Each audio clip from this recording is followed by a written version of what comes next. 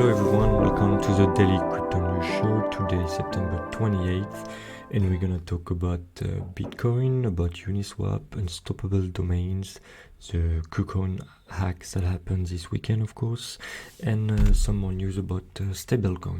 So first of all, the cryptocurrency market cap is at $354 billion, with Bitcoin and the other names making a quite interesting bounce for this first day of the week, with the total market up almost 3% on a 24-hour basis. So first news is about volatility with regards to Bitcoin, as a lot of people are saying this is a volatile asset, it cannot be a safe haven as it is too volatile. This article is just showing us with graphs and data that it is not more volatile than most of the tech stocks on the US Nasdaq. Look at Tesla, for example. Bitcoin has been way less volatile than Tesla over the last 3-4 months. So this is something that is kind of a myth when referring to Bitcoin. It's not the case, of course, for other more punchy cryptocurrencies such as Ethereum or other names, but for Bitcoin, volatility has gone down quite a lot over the past few months. Then I would just like to talk a bit about an article I made and a video talking about unstoppable domains.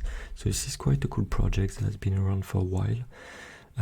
This allows you to buy .crypto, .zil, like Ziliqua domain for $20 to $40, and by doing so you can either link cryptocurrencies addresses wallet, so you can plug in your Trust wallet, Atomic wallet, or whatever wallet you use, and therefore when somebody will be, for example, on an exchange or on their own wallet, they could just send let's say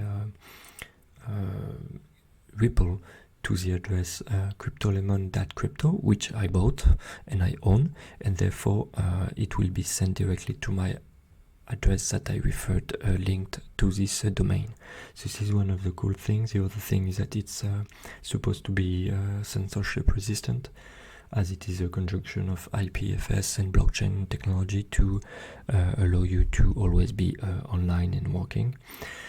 And third, you can use it as a website. Basically, if somebody types this and go through, they could go on your website, but with some comments from people that have been using it.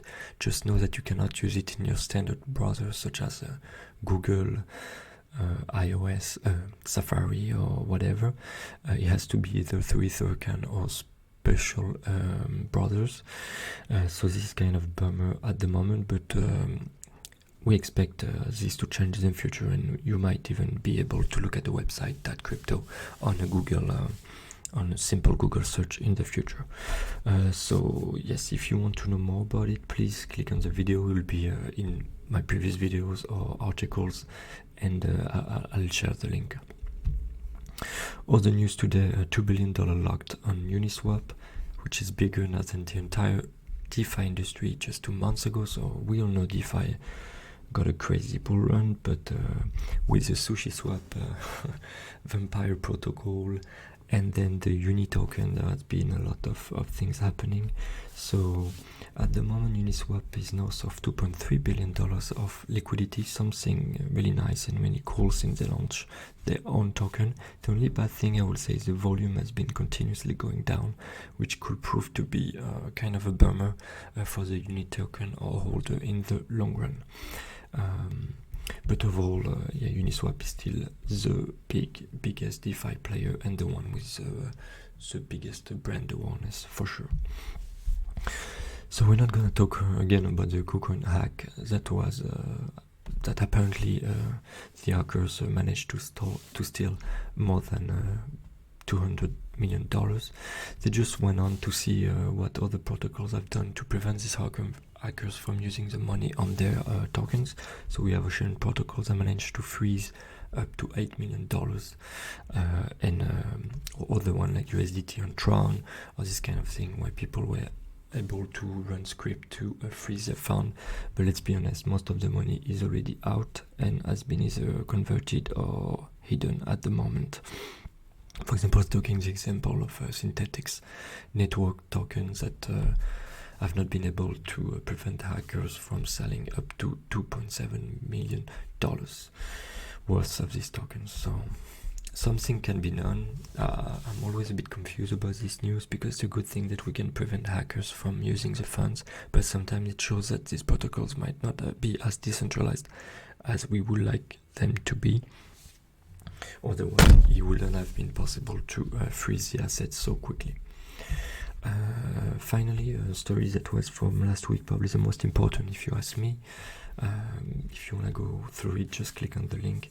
It's just talking about the OCC ruling that says that a financial institution in the US can accept and support a stablecoin issuer, and we can just see the USDC current supply is north of $2 billion. It quadrupled since the beginning of the year, and this is a token, the stablecoin, the most, let's say, regulatory compliant, and it just shows a growing interest from either regulators, banking sector, and individuals, especially overseas in emerging markets, to be able to buy some USD derivative such as stablecoins if they cannot in their own country via normal means. So this is all for today. Not a lot of news, and I'll see you tomorrow.